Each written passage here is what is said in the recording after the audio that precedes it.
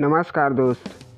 अगर आपका भी जियो फ़ोन बार बार ऑटोमेटिक बंद चालू हो रहा है या फिर आप उसमें पासवर्ड लगाकर भूल गए हैं तो इस प्रकार से उसे ठीक कर सकते हैं 2 मिनट में। बैटरी का कवर खोलें और बैटरी को एक बार निकाल करके दोबारा लगाएं।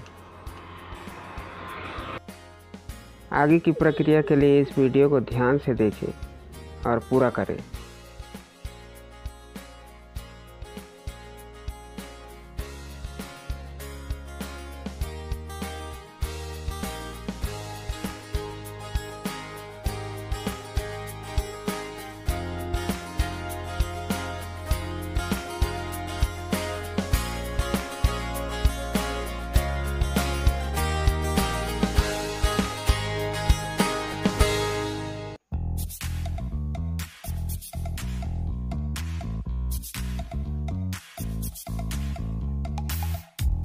You show up thirsty, staring at me like I can do something for you.